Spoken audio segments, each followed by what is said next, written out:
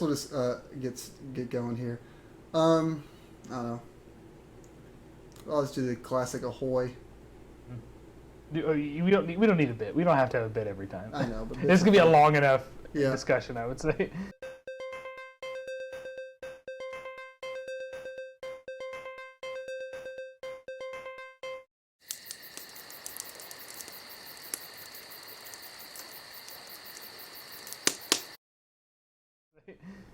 All right. Ahoy and welcome. We have returned after a long time away of playing Elden Ring, and now we're going to divulge every thought we ever had on Elden Ring and everything else ever. Like ever, not That's just video All games. video games. long. Yes, we'll be talking about Kirby as well, Right. and how Kirby and Elden Ring are a great, really work. We'll be well talking about the together. housing Yin market. and yang with each other. Yes. Yep, yin and yang. Just Yeah. two sides of the same coin. Kind of a spiritual successor to each other. A spiritual I think, is successor. what- Kirby yeah, really yeah, felt like I was yeah, playing Elden yeah. Ring afterwards. Can we talk about inflation? Yeah, You know, it's hitting us sure. all. You just get all the boring stuff. Everything. Landy's Talk about got- everything. Yeah. How are y'all doing today? Great. How y'all doing? Great. I think. Yeah. So this video is going to be completely non-spoiler. I want to talk about gameplay mechanics, the open world, weapon progression, world map, stuff like that. We'll get more in the nitty-gritty in a part 2 video with all the bosses and all that, favorite bosses and all that jargon, favorite weapons, anything and everything that comes to mind. This one's going to be pretty top level. Maybe like if you have ever played one of these games, or if you somehow have played all the games and haven't played Elden Ring for some reason, there you go. And you decided this is the one where I'm just gonna. This is the one where I'll finally do it. Yeah. I figured we'd start. A fun thing to start this off with is just saying all the FromSoft Soulsy games we've played. So, what FromSoft Soulsy games have we all played? Let's go with you first, Landy, since you just finished one. Let's see. Yeah. So Bloodborne was the first Souls game that I played, and then Dark Souls 3 next. I don't know what the order is of the rest, but I had Sekiro also in there. I've played but not finished Dark Souls 1. Demon Souls is what I just finished this weekend. And then obviously Elden Ring, but I think that's it. No Dark Souls 2 for me. I'm a heathen. A heathen. I think that's the one to skip. So, Yeah. Sir Lumber, what's your history with the series? Mine is very similar to Landy's. Yeah, I started with Bloodborne, and then got stuck at a point and I left it for several months, but came back. But after that was Dark Souls 3. It was not a respectable place to get stuck, but you give me some slack because it was my. You made very it like first. 80% of the way in the game. I know. I'm aware. So, I was not happy about where I was stuck though. So, and it was like it could have been dealt with easier. Yeah. It did get dealt with. Like, when I came back, it was like first try, but Yeah. that's just kind of how it goes, right? Dark Souls 3 I played after that, and then I guess it is Sekiro. It must have been, because it was 2016, 2017, and then Sekiro was 2019. I think that's and then Demon Souls, the remake on PS5, and then you and I just finished Dark Souls 1 on Switch. Everyone go plug that. Yeah, go watch the playthrough. The road to Elden Ring, even though we are already here. And then so Dark Souls 2 obviously is the only one remaining, and I mean I own it on PS3 and I dabbled in it like way back. I think it was after Bloodborne, and it just like didn't stick. Like I just, but yeah, I have watched playthroughs of it, so I'll count it kind of like 30% of credit goes to me because I've watched like multiple playthroughs. So It's funny you mentioned the Dark Souls 1 playthrough. There's one episode of that I just noticed today, like the 6th episode, that randomly has like almost 100 views and everything else is like down to like 10 to 20. In this random episode, what happened? I have to go. I don't know. We killed the Hydra. I didn't know that. I didn't know anyone got that high. I didn't either. It was weird. So I'm gonna go study That's the so funny. analytics on that one and figure out what the hell I did that time. I think you put a what did you tag, do? hashtag Fortnite in the bottom. I put and that's hashtag what Fortnite. made That's what it was. It was a Fortnite Must have been episode. WarioWare Gold Cup Challenge. Anyway. You put it. You misnamed By the way, I it. think the reason why we have a little bit of trouble, like, I feels like there's more, not FromSoft games, but we both played the Neo games, which are very similar. And I think that's why I had like a gray area. It was in that same time frame. In between Dark Souls 3 and Sekiro, I definitely at least played Neo 1. So That's true. Those are really good games. And then I'll talk about the games I've played. I started with Dark Souls 3 because I was peer pressured by people who will You're not be welcome. named. And I fell off of it. Like, I just like didn't understand it for a while. I just like was playing it and like I didn't know what I was doing really. And then I don't know how to explain it. I feel like everyone kind of has this moment where it just like works. It just like clicks for some reason. Like, oh, I understand how the stats work now. Now I can play Right. the game. Well, and how the game it forces you to learn. It's like Yeah. the game is what it is, and it's not changing. And there Yeah. are things that you can take advantage of to make it easier. You can learn the boss moves. You can summon people in. You can make your build broken to, combat that Yeah. specific boss or enemy. So, yeah, so Yes. it's tough up there. Yeah, so I played Dark Souls 3, loved it. Played it like 5 times. Eventually played Bloodborne, and then Demon Souls, and then Dark Souls 1, as Sir Lumber mentioned. And then I've started Dark Souls 2. I've not played Sekiro, and I figured if I played Elden Ring and then Sekiro and then Dark Souls 2, I would not finish Dark Souls 2. So I'm I holding... think that Dark Souls 2 would have felt like a piece of crap. Yeah, so I'm holding Sekiro. Already. I'm holding Sekiro ransom, and I had to get through Dark Yeah. Souls 2. And It's yourself. already You're playing... braver than me. Playing that game after Elden Ring is so frustrating. It's so Yeah. frustrating. Yeah. Well, because we went from it's funny because we went from Dark Souls 1 to Elden Ring, and that was the opposite. 'Cause it was like, oh my gosh, the quality jump, Yeah. and now you're just like regressing again. Dude, that Dark Souls jump, 2 is like worse than Dark Souls 1 in a lot of ways. that jump button is going to ruin every Souls game for me. Oh yeah. Like going Well, you'll get it to back them. in Sekiro. So Yeah, that's true. I guess we'll start off. So all these games we played have big connected worlds, but this one is like an actual fully realized open world. Do y'all think it worked for the game? 100%. Yeah. 100%. Yeah. I'm not. Landy, I'm not 100%. And there's a couple reasons that I have that I'll probably go more into depth in the spoilers video. Yeah. But I'm probably 75 to 85%. Yeah. Because those aren't super major, but I do think it changes the way that the game progresses, and not necessarily always in a good way. Sure. So yeah, that would be my take on it. Maybe a hot take. I don't have any hot sauce, but Yeah. I can hit the Show you thing. a whole bottle. I can hit that GIF real quick. yeah. Oh, the gift. Yeah, I see where you're coming from, Andrew. Like I would move my from 85% to like 95%. Like almost the whole time I was exploring, it was great. I feel like they did a good job of making the world not feel like auto-generated. Like 95% of the time, it I think there felt. was so much care put into Yeah. most of the world and every part. Didn't Exactly. feel like, oh, let's just grab all these textures and stuff we've used elsewhere and paste them here. Like it felt Even like, when they did repeat some, like a catacomb, they all had like their catacomb gimmick that like made Right. them different. yeah, So each one felt unique. Like you could like say it's not like, oh, I did a catacomb here. It'd be like, oh, I did the catacomb that this happened in, and you'd be like, oh, that one, yeah, that one's different. Yeah, I guess in a way the game did fall into those tropes a little bit, and it's almost impossible to avoid. Yeah. Unless you're just going to spend a lot more time making the game. But yeah, there were repeat things present in the game. I don't think that necessarily detracted from the overall experience. I guess it wasn't a high point for me, but as far as open world and success in that format, I think they still nailed it because the world is so Yeah, gigantic. interesting. Yeah. And I think what Yeah. I'm more my 5% off the 100 that like got me, and maybe Andrew knows where you're coming from also. Part of me sometimes felt a little guilty because there was never any reason to like learn a boss. If I ever got to a boss that was too hard for me, I was like, see you later. Yeah. I'll come back in 10 there's hours. That was like, one I enjoyed that freedom. Particular. Yeah.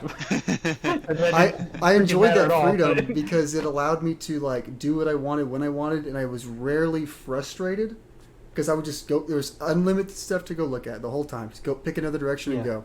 But it did Yep. take a little bit of that, like, I guess reward. Being backed into a corner. Yeah, like I have to get through this or I can't enjoy my game anymore. Well, but they purposefully did it this way because they didn't want people to have to feel that. And exactly. I think that That's is what I'm saying. a good That's what I'm thing. saying. I think it is a good thing, and I still prefer it. I think I'm just saying. Sometimes I like, is there that feeling of like beating a boss and you're like, oh, I finally beat it? Like, Yeah. it only happened to me a couple times this game because Yeah. most of the time I just left and came back later. Yeah. Well, the thing is, and we can get into more details of this later, but there were certain types of bosses where I would encounter them that I would choose to be like, nah, peace out, I'm out. Yeah. But sometimes, like story wise, even if I didn't have to do the boss, then I was like, no, I'm gonna beat my head against this because I'm a moron, and until I get it. So I just forced myself into the old formula. You know? I was too I wanted to beat it I was too tempted by the endless possibilities. Which I mean, like I said, I think I prefer it overall. It's definitely better for new people. It's a lot more approachable, I think, that way. And I've been talking to people about this, like people at work and stuff, people who are trying it that I've met, and it in that sense it is more approachable, and the way that you've got, extra mobility options, and they're a little bit more open with how you can summon people in. It's a little more free in that sense. It doesn't like close it off to you after a while. Like like in previous games, if you beat an area, like you can't summon at all if you beat the boss of that area. I'm pretty sure that's not the case, or there's always somewhere close by. It's like a little bit different. But make no mistake, this game is still a Souls game, and it is very difficult at times. So I've told people that too, that while it is good for beginners in that sense, it's still like they expect some kind of base level. You need to learn. There's a learning curve still. Maybe it's not as steep, but I want to go back and play this game one day eventually, and actually do more co-op because I did very little co-op. I played with one friend. He helped my help on a boss. I played a level with him, and then I did one boss with one of y'all maybe. It was me, yeah. But I want to go back and because I feel like you can just explore the open world together, which is a cool thing to to do. I don't think you can ride the old horsey, so it'd be a little slower. But right, yeah, I think it may like gate you for like certain like big areas, like the dungeon areas, or like the castles. I think it may. I don't know if you're coming in from the open world, it may prevent you from like bringing someone in with you. But that's another thing you brought up that I was going to talk about. The dungeon areas. I thought so there's the big giant open world, obviously. The dungeons that where it puts you in a castle, I felt there were a couple of them that were just as good as any other Dark Souls level. There's two in particular that I think were just as good. Some of them were better than others, but some of them were very good. Actual they could be Dark Souls 4 levels. Yes. But yeah, the world map is definitely the biggest. Exploring the map and all the different cool areas, everything felt unique. But any things on the world map for y'all? Anything? Just exploring the map itself. I think it's a double-edged sword because you were talking about how it is beneficial for a new person to just be like, oh, I can just leave and come back, pretty low risk. But also that's it ends up being pretty daunting once you get to the end of it. Now they do a good job of kind of helping you to understand where you are at certain points of time, but it is pretty big at the end of it, which maybe this is a spoiler and you need to cut it out, but I'm sure people can guess that it's going to be pretty huge by the end. So that's kind of it cuts both ways in my opinion in that sense. That was one of my favorite things about playing the game was talking to dude, the map's huge, and it was on the first day, and then looking back at what we were talking about, it's oh, okay. Yeah. It was pretty funny. There were some moments where I was most of the time I was impressed. I'd find a new area and be like, wow, it's this other huge area. What the heck? But then other times I was just like, oh my god, come on. please stop. It's been 82 years. Yeah. But wait, there's more. Yeah. Definitely the biggest that's game. Where Landy's beer came from. If you want to be the biggest game, it's definitely the biggest game. Yeah. All right. What about the overall the gameplay of the game? I think for the most part it felt like Dark Souls with a jump button. Which it felt like Dark Souls 3, combat really, maybe a little bit quicker. You can mix up the build and stuff, and they had the jump. Yep. And of course the mobility with the horse and everything. Horse was great. I loved horse. It was perfectly refined gameplay. It was what we would expect. Yeah. Yeah. Without getting into specifics, what kind of like set did y'all use? Like, I went basically a great sword, and magic in the left hand the whole game. I like a regular size sword for the most part in my playthrough, and then and a shield. I'm a traditional Dark Souls player through and through. Sword and board build. Got it. That's me. I used a one-handed flail for most of the game. For all of the game, and then magic in the left hand. I also mix it up with a halberd in there as well for that was range. Something I did more in this game than any other game was the magic, and because of my build, it allowed me to use both physical weapons and have incentive to invest in like intelligence, the magic stat. So that was, and I had never committed to it the way I did in this game. Other games, like you start and it's like, oh, look at this cool weapon, this big bonk bro weapon. Like, okay, I'll just keep that, So, but I that was a big part of my build. That's another cool thing about this game is I feel like the weapon, like, first of all, upgrading weapons. I feel like you were giving way more options of like materials throughout the game. Like by the end of the game, I could upgrade like several weapens to max, like no problem. And normally it doesn't let you do that as much. Like kind of makes you pick one or two things. And also, we're talking about the build, how easy it is to reallocate your stats in this game.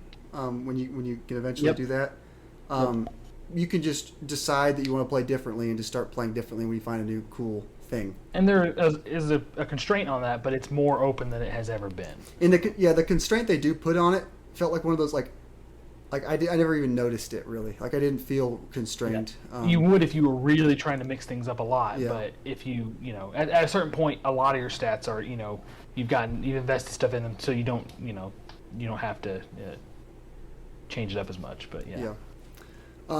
Did y'all play around with the Ashes of War a lot? I personally didn't. I used weapon skills. Yeah, the weapon skills. I used one that like was set for most of the game on my weapon. Yeah. Did y'all use anything that was like? Did y'all fool around with putting new weapon arts on weapons and stuff? I did end up doing that. Yeah. I had more intelligence than any other stat, so I really needed to capitalize on that scaling. I didn't kind of do a hybrid with a physical stat, so I played around a lot with it to make sure that my weapons were actually doing real damage instead of just sort of being like, a giant inflatable foam finger or something that I'm just barely hitting a guy with until he goes far enough away for me to cast my little spells at him. Yeah, Zach, similar to you, I don't think I used it much, the Ashes of War, until I found a weapon that had a set one that was basically broken, and I've used the heck out of that for the whole game. So broken, they decided that, hey, maybe we'll fix this. Hey, let's fix it right when it's very inconvenient for me. Yeah. We'll talk about that later.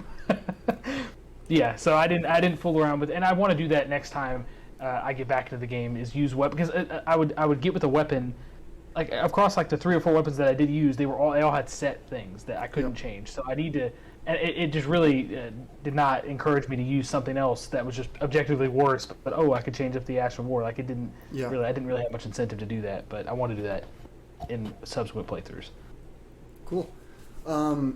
How'd y'all feel about? I know Landy won't speak on this as much, but Sir Lumber, how'd you feel about the Spirit Ash system, like summoning helper friends? I loved it. Yeah, I mean, it was another thing where I didn't use it very much until I found a cool one early on, and just for context for people, you can it's like an NPC summon that you have just at your beck and call, basically, and that you can use literally like ding, like yes, you can use it in specific, like for boss fights, and then specific other random. Sometimes it seems like random times. And it's like the little symbol would pop up, and you're like, okay, I'm screwed now because something's gonna happen. That was the best. You're just walking, and then you see the symbol, and you're like, like, oh. Yeah.